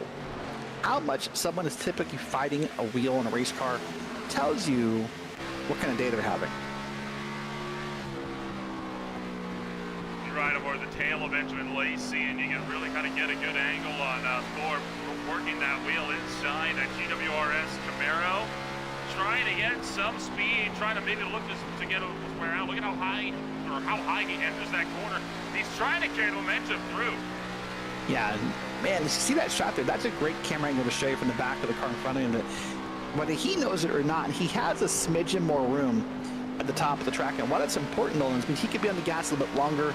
He could carry more speed and more momentum out of that corner, and that may be what helps him catch Ben Lacey eventually if he can figure that out. Now, we had a pretty cool camera shot to know that, but let me tell you, when you're inside the car, knowing how much space you have to the right side of you is a skill and a gift and a feeling. There's no great indicators other than just thousands of laps of practice to know what you have. Now here's Matthew Chastain. This will slow up Ben Lacey. Now let's see how and when Thorpe gets by. Thorpe might make up a lot of time here. Yeah, he's going to get the better turn around Chastain. He didn't get held up out of the corner. Was that Ashmore down pit road again I just saw there? I do believe it was Michael Ashmore coming down to pit road. He is very much off cycle, and he is about 70 laps down as it stands, just looking to try to finish this race out strong after he inexplicably left the car short of the first pit stop window, rejoined sometime later. Probably had something he had to take care of in the real world, and now only just was able to get back into the race car. What was he did know already on what will end up being 50 laps to go in just a little while. Here's the battle for third. Levine just got around Hagee. Now for Hagee and Gibson and a couple others, their last pit stop should be coming soon. They've been pitting on the 50s basically, maybe 50 to 55. So as we begin to approach lap 150 here, I would think that magical number for Hagee and Gibson will kick off here in a couple minutes, and they'll come down pit roads for the final time. Then that question mark kicks in, which is, you know, do those new tires mean enough with 30 lap newer tires to catch the rest of the field?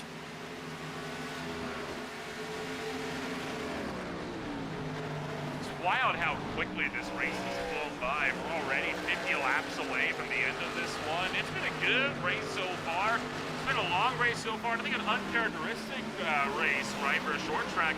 We both thought we'd get between 5 and 10 yellows this afternoon. We've only got one so far.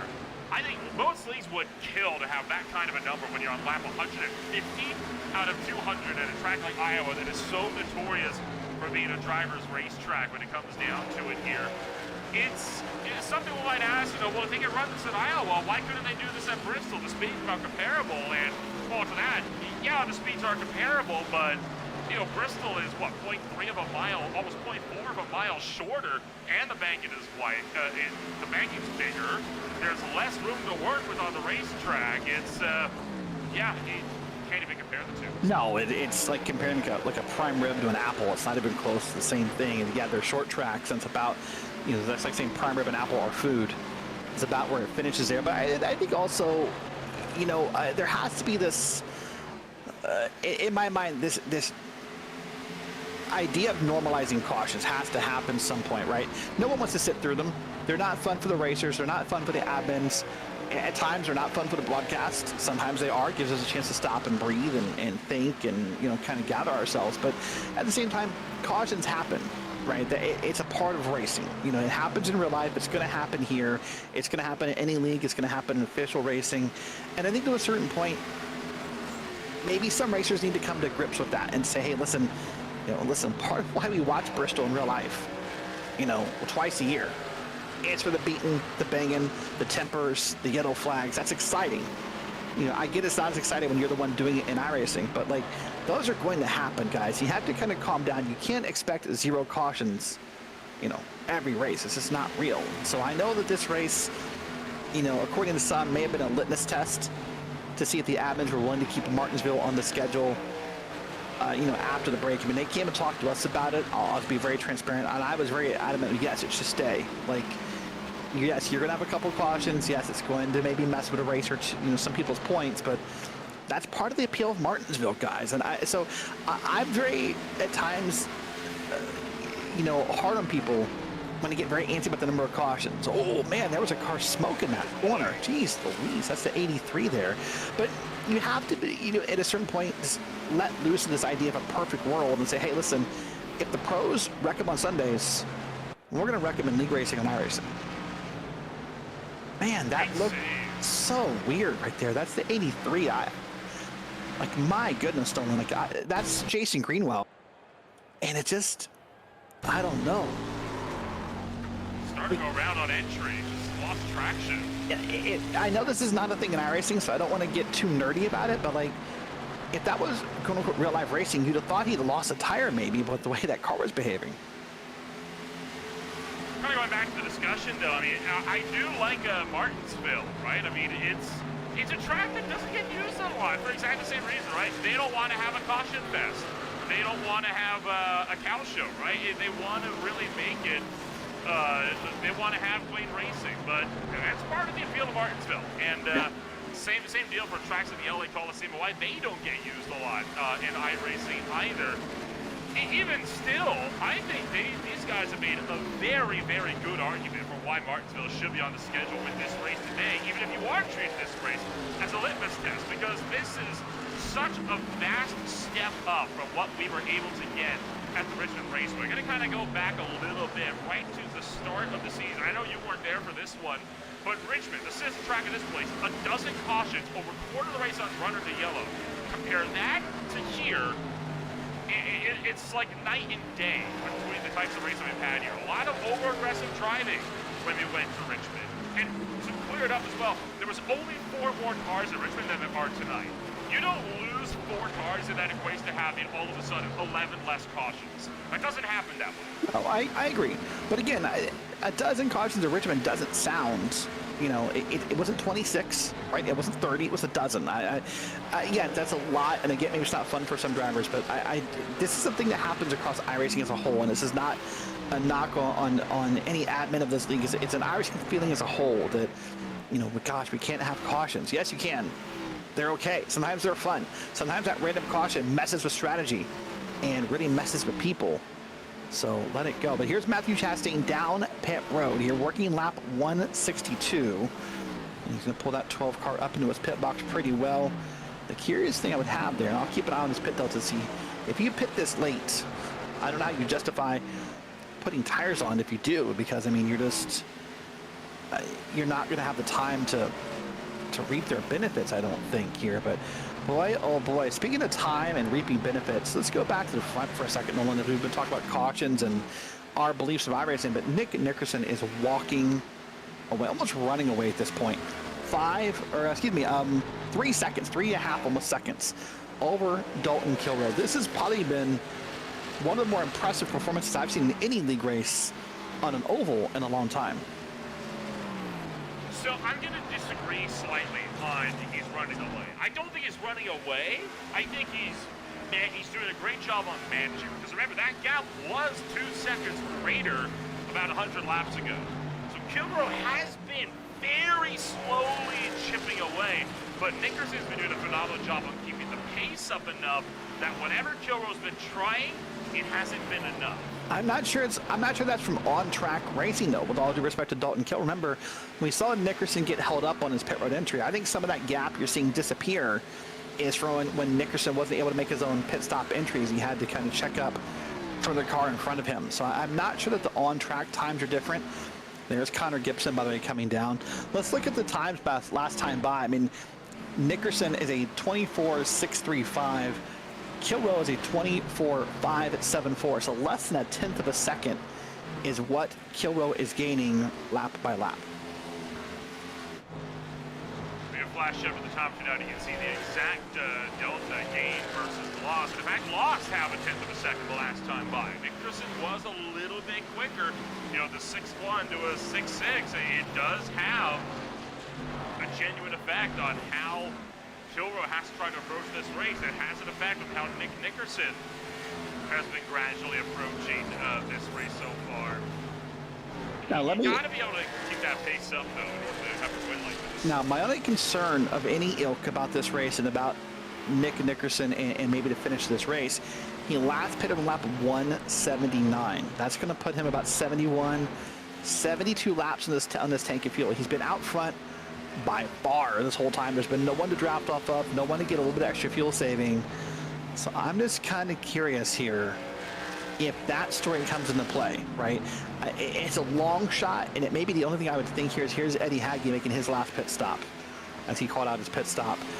But that's the only thing I could say. Hey, Kilrow has about a 10 lap advantage. So Kilrow has no concerns about gas, so he can just go for it.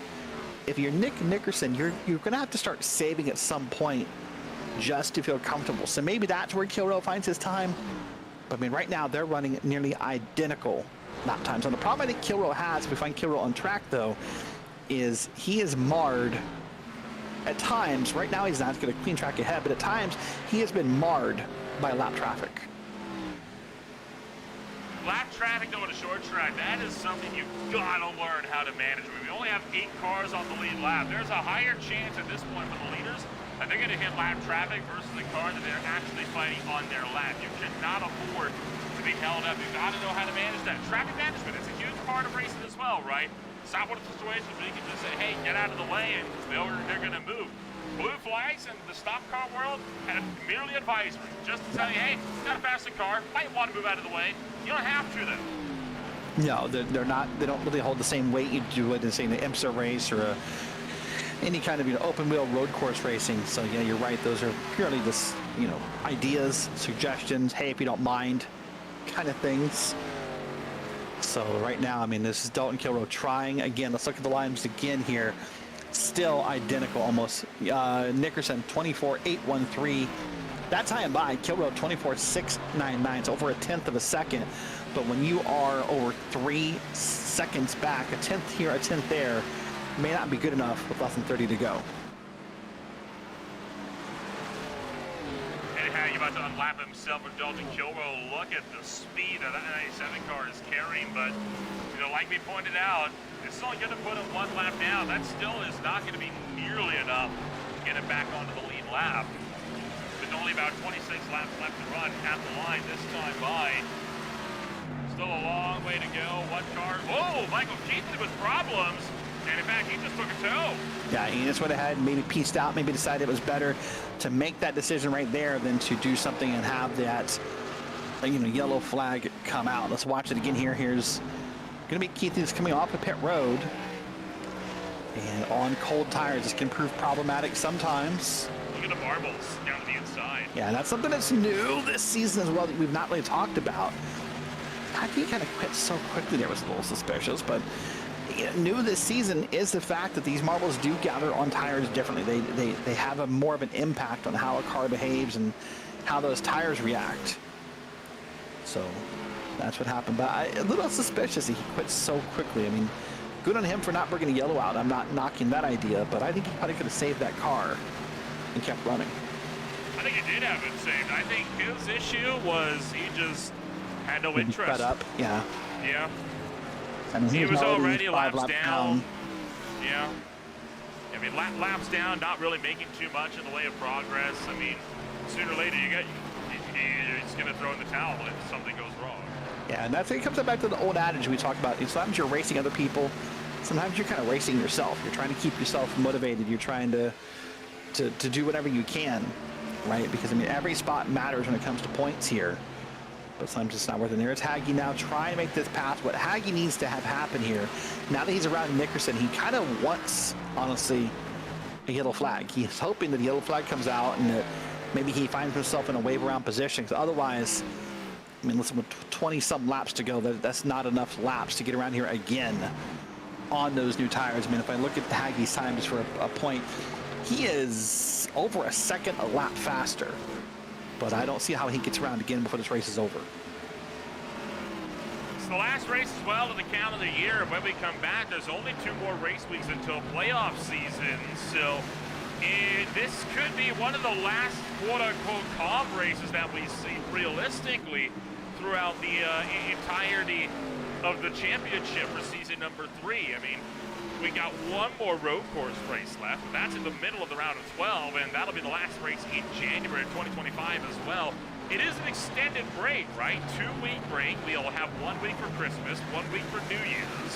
And then we return to either the Kentucky Speedway or the Martinsville Speedway, which is going to be on the schedule is not been made official yet. But who knows, right? I mean, regardless of what track we go back to, there's going to be a lot of aggression, I think, that is going to be shown at Kentucky.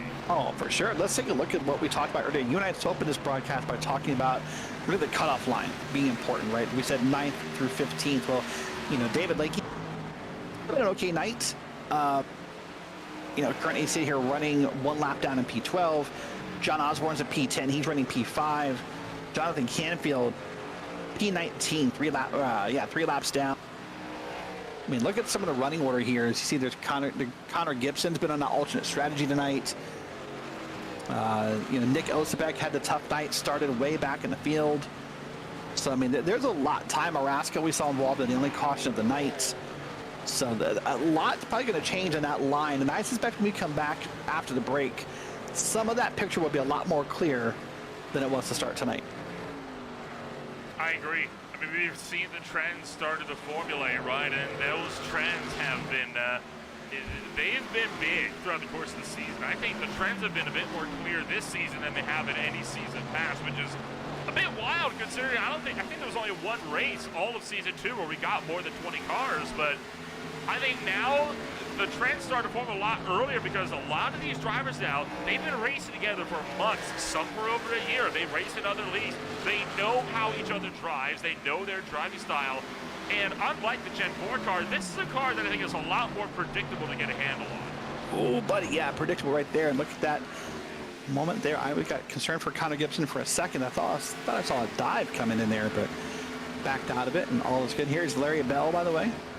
Now racing pretty well. This is back for P11, P12 with David Lakey, who we talked about being in that points battle. So, you know, so in some ways, the more cars kind of helps the consistent drivers here in this league, because more cars means there's, you know, more points to be found for running P11 sometimes. Or as it feels that way. The points may be the same, but there's more drivers down there gaining less points who are gaining ground on you, you know, if you're consistent week by week by week by week. And so, yeah, I'm excited. I do hope it's Martinsville. I've said it out loud a couple times now. It could be Kentucky. And both are great racetracks. Both will produce great racing in their own rights. But I think a short track like a Martinsville is okay to have on the schedule. We should start a petition. Save Martinsville. Yeah, save Martinsville, right? Yeah, I have two of them. One is save Martinsville. One is let's use the New Hampshire road course more. I'm not actually going to disagree with you on the New Hampshire road course. Okay. It's definitely one of the most fun oval road course hybrids that you can get on the surface. I mean, I don't know if you have, but the last time I raced it, it was with the Skip Barber Racing Series back in the Tuesday Formula 2000. I don't know if you've chucked a Skip Barber car around there. It is some of the most fun I've ever had in those cars on the iRacing surface. That track has got flow, it's got speed, it's got challenge. It's a great racetrack. Oh yeah, it's a great racetrack, and it's probably, I've been trying to think about this, one of the only ovals or rovals, or whatever you want to call it, where you go outside of the oval to race the road course, right? Most rovals are built inside the oval. That one you make a right-hand turn down the back straight, and that's how you get to the road course. John Osborne here has been really knocking on the door of Austin Edstrom for the number 4 spot for the last several laps, and is now all over the back of that front line. Esports number 87 Supra has Edstrom burned up all of his stuff a bit too early before the end of this race. By the way, I just want to give you a quick note here as we're about 11 to go. Note from Kyle Wellman. Not Wellman, but Kyle Wellman. The car was just too damaged to keep going. So about 7 minutes of repairs, wasn't turning well, he was burning up tires, and just wasn't fun to race. So that's why he parked it about 100 laps to go. That's a big shame. He was having a good race. Hey, I think we'll see Wellman back. I mean, he had a good race. It was unfortunate tonight, but I see no reason why he wouldn't be back when we return for the Christmas break. Yeah, I agree with that. Now here, we talked about John Osborne earlier being involved in that points battle here. He's running P5, as you said, all over Edstrom for P4. I think he's trying to, look at it, he's not touched Edstrom. Oh, there's a big send in the middle of the corner. I started to say I think he's just going to try to, get inside Edstrom's head and see if he can make Edstrom make the mistake. But man, he went for it right there. Could that be part of that, trying to get into the head, trying to force him into that mistake, put on that pressure, say, hey, I'm here, I want that spot, and I'm not afraid to make a lunge to make it happen. Yeah, apparently he's not, because that was a huge lunge to make it happen, but that may have also been his last lunge. Listen, we're 8 to go at a track where lap times are 24, 25 seconds apiece. So we'll wait and see. By the way, of note here, I don't know if it's going to become a close battle. That lead, much to your point earlier, between Nickerson and Kilroe is falling fast. It is now down to 1.7-ish seconds. Last time by, Nickerson 25.072, Kilroe at 24.792. Now we're up to gaining 0.3 of a second per lap. This might get interesting before all is said and done. Now the problem Kilroe's going to have, look behind him, see that big group of cars right there? The odds they just let Kilroe go, slim to none. He might get a hand from his teammate time around. No, Nick couldn't make it! Nick Nickerson comes down pit road with 6 to go! There it is. We talked about it. That was going to be a long stop. And there it is. That's going to hand the lead to Dalton Kilroe. Justin Levine now 4 seconds back. So it's long. I mean, let's take a look here. Kilroe pitted lap 137. Levine and Edstrom 134. Everyone else should be good on gas. I told you, I thought by running that far out that I thought Nickerson might have had a problem with the gas mileage. And right there it is, came to snake biting with about 5 laps to go.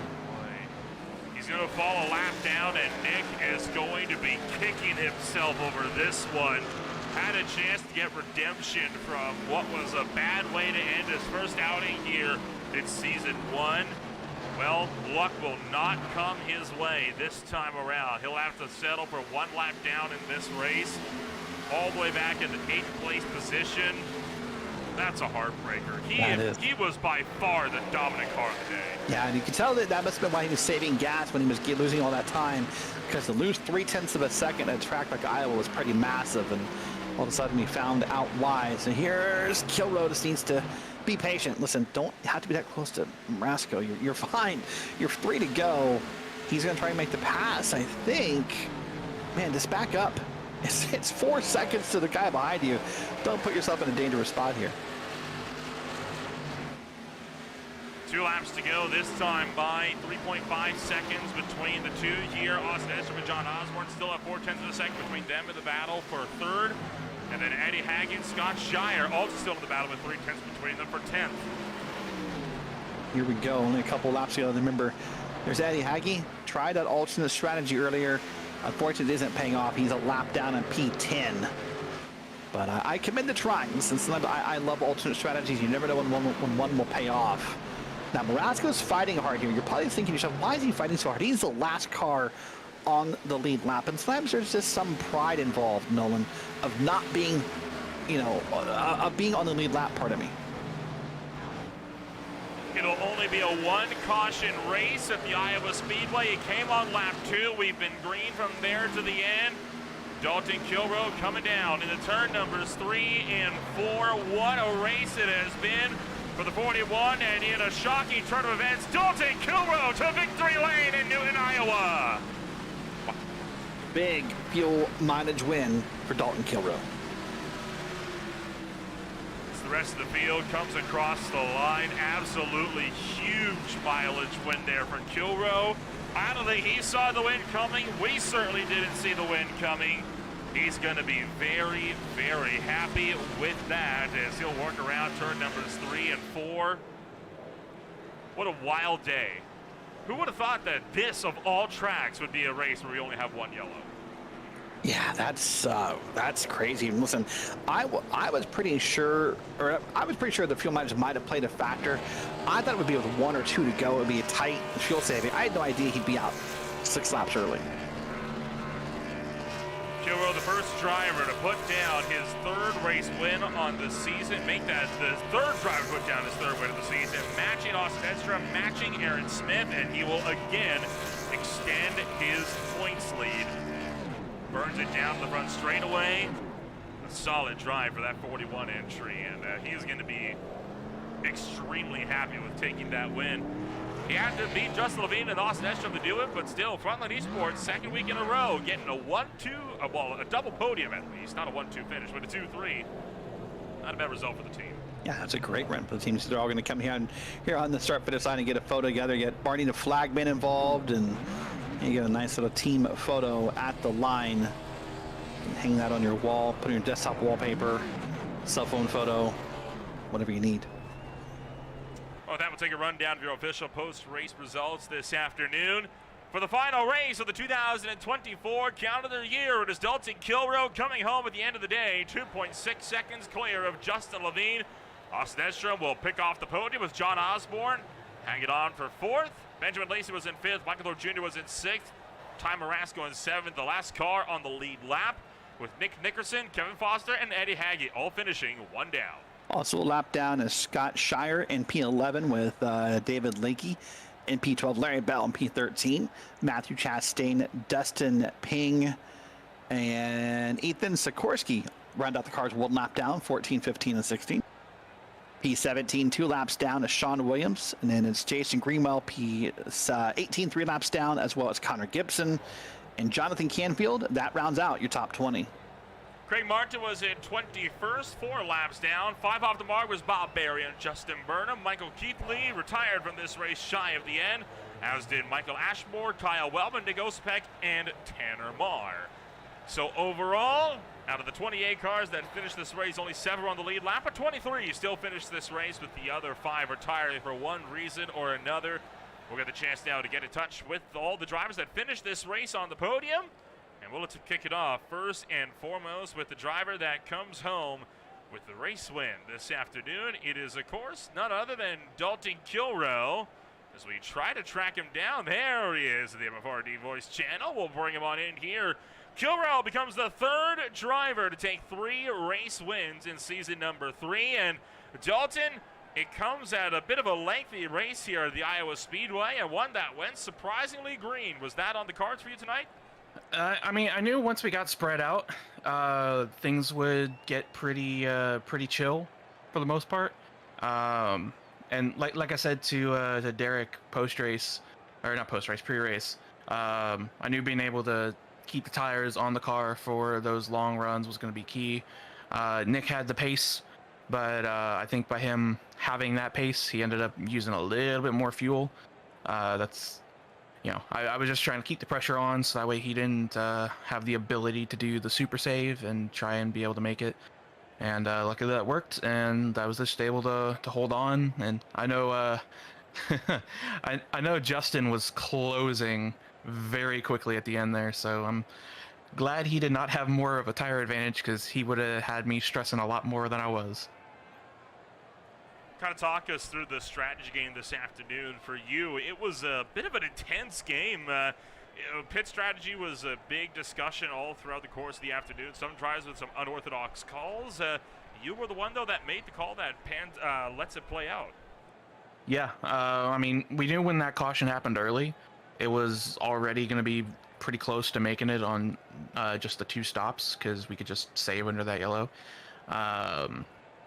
So I was just, I mean, I wasn't even really saving hard. I was just kind of chilling and just doing my own thing. And I knew as long as I follow the plan, I should be pretty good, because I think even after doing the burnouts, I still had probably about 2 laps left in the tank. So I knew anybody who pit super early like Nick did would have had a very fun time trying to make it to the end of the race without having to pit again. So just grateful that we could, as a squad, get a 1-2-3, because that was just a fun race for all of us. 2 races are left on the regular series season, but they'll come after a 2-week break. You're effectively locked into the playoffs on the points as it stands. Does that change how you're going to approach these last 2 races? No. I think I mean, honestly, my approach to racing just kind of stays the same. You know, I keep the car clean and try and make sure I don't put myself in a stupid situation and take myself out of contention. As long as I do that, I normally run pretty well, either in the top 5 or knocking on the door of it. So just kind of keep that going, keep the momentum up, and hopefully can have another Final Four appearance. Well, we'll wish you the best of luck then when we return to racing action 3 weeks from today. Congratulations on taking your 3rd win of the season. We'll see if it's number 4 next week. Not next week, in 3 weeks. Yeah, we'll see about that. We'll see. Dalton Kilroe comes home number 1 for Team MFRD this afternoon. That will leave Justin Levine and Austin Edstrom for the double podium for Frontline Esports. And we'll get in touch with Justin Levine, the driver. That was the hard charger, plus 20 on the day. Standing by with Derek Watson. Well, Justin, in some ways, maybe a surprise for you, maybe not. You told me you were kind of 50-50 about this race tonight. Well, P2, so I think you were on the good side of the 50-50. Oh, yeah, we figured it out little by little. It took probably the halfway to figure out exactly where the lines were. But as you can see, P2, I hope that I had a little more tire to run down Dalton, but P2, I think it was like 2.6 seconds back. Is the best we could do. So I have to ask you, what's with this whole starting in the back thing?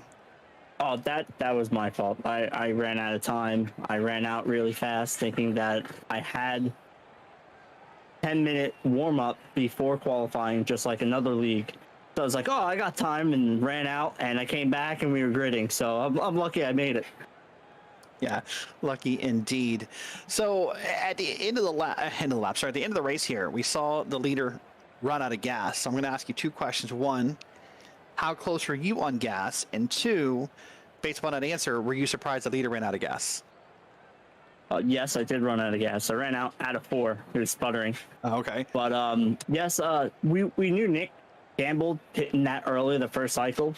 And maybe it was how hard he ran for the beginning of the run, or it was just his strategy, thinking that maybe we'll get a caution here or not. It just, if you did the math, I think we were doing like 40-something laps on fuel, and it didn't add up, him being short every single time. And once you hit that first time, you kind of sealed your fate, unless there's a caution to change everything up. Yeah, well, listen, it's been a pleasure watching you racing only a couple weeks into this league here, and so we're excited to see you. And so we'll see you after the holiday break here. Good run tonight. Thank you. Have a good night. All right, that's Justin Levine, driver of number 45 machine. We'll go ahead and then swap him out with the teammate Austin Edstrom, and we'll bring Austin on into the booth here. Austin, of course, finishes P3 tonight, not number 87. So, Austin, I have to ask you, Justin said he was sputtering it out of 4. How are you doing on gas? I had 0.1 gallons coming across the start finish line, so I was splitting hairs, worried that I was gonna run out and we were gonna see a repeat of what happened with me and Ty at Pocono, but John was gonna destroy my back end. But luckily we had enough gas in it to last us until the start finish. So I got kind of lucky tonight, but I'll take it. So overall, a very clean race here. Maybe a surprise for some drivers about how clean this race was. Only 1 caution, but when you get that first caution on lap 2, what goes through your mindset as a driver? Well, I definitely thought we were going to get more cautions throughout the night, especially after the first one. I thought for sure on the newer tires people would be just a little over eager, but it seemed like it kind of calmed everybody down tonight, and everybody was able to keep it clean. And a setup like we had tonight, I mean, it was just so tight. I mean, you could not get the car to turn, especially after about 20 laps. Good luck. And at that point, I kind of feel like we would start seeing some incidents where people wash up off the bottom and would take out the guy up top, but we just didn't see that tonight. Everybody did a good job keeping their noses clean for the most part. Yeah, it was a great run indeed. So obviously we've seen you have some wins here, but I wanted to ask you, there's been some discussion about what would happen after the break, and there's a possibility it's Martinsville. There's a possibility maybe it's Kentucky. And based upon how the racing has gone the past couple weeks, are you optimistic about the race at Martinsville would go well, or would you rather see it moved? I mean, I don't think it's going to be, anything like tonight. If you had 195 laps go green in a row at Martinsville, you've struck gold on iRacing. But I don't think we're gonna see something like that. But I would like Martinsville to stay. I think Martinsville's a fun, different track. Kentucky's the same cookie cutter, everything we're used to. It's gonna be flat, like Iowa was tonight, and it's gonna be just as tight. I feel like I think we're gonna get another tight setup. So I'd rather drive something that kind of puts it in the driver's hands, and I feel like Martinsville would do that. It's just, do we get enough green flag laps to make it count? I think we could do it. I think we would be fine. All right, well, that's awesome. Well, great run tonight, and we'll see you after the break. So Merry Christmas, and we'll see you soon. Merry Christmas, guys. Y'all have a great break. Thank you. You as well. That's Austin Edstrom. Finished number 3 tonight. And that number 87, pink and yellow machine. So all of that takes us into the Christmas break. We will not be seeing these drivers back for another 3 weeks or so. They're off for Christmas, they're off for New Year's, and then they all return at what will be either Kentucky or the Martinsville Speedway. And I think no matter what track we race at, we're in for a wild time, right? There's only 2 races left for the regular series season. The first week back is going to be crazy because everybody's dusted off the cobwebs. The second race is going to be crazy because it's the cutoff race. That's the time to go for the Hail Marys. You have to do everything you can to get yourself in. For some drivers that are still on the outside looking in, they cannot afford to wait anymore. Yeah, I agree. I think that decision, what the next track is, will make a lot of decisions for the drivers. If it's Martinsville, you know, when you talk about those drivers that are on the cut line, the goal is just to hang on and survive, right? It's just to kind of live through the race, so to speak. If we end up going to Kentucky, then I think for the drivers probably 9th through 15th in points, it's about being different in your strategies. Hey, listen, I'm going to try a pit strategy off cycle. I'm going to hope for a couple cautions to land me in a cool spot because I know that I can't just do the status quo. So I think depending upon the what track we go to will dictate how the next race races. Still a lot of questions to be answered, still a lot of points to be doled out, but that won't be for another few weeks. In the meantime, we still got action to keep you entertained on Green Flag TV. It's the final race of the 2024 count of the year as well for the Beer League. They're out in upstate New York at Watkins Glen International. Alex Cofford has taken the championship, which means it's all bets are off for last bragging rights. Entering the Christmas break for Wednesday night racing. 2 series that will not get time off. It's the SRA IAL Truck Series with preseason action from Texas Motor Speedway on Saturday night. And then on Sunday night, the SRL Winter Series has races 5 and 6 from the Southern National Motorsports Park, where we'll be racing double-header 30-minute features with the mini stocks and the street stocks. In the meantime, that's all the time we got time for one afternoon here on Green Flag TV. As always, the High Tide Race League does not disappoint. Will it be at Martinsville? Will it be at Kentucky? Only one way to find out. That's to check in again 3 weeks from now. My name is Little Ramble alongside Derek Watson. If you want to find out more about who we are and what we can offer you, check us out today at www.greenflagtv.com. We'll see you all at 2025. Happy holidays to the High Tide Racing League.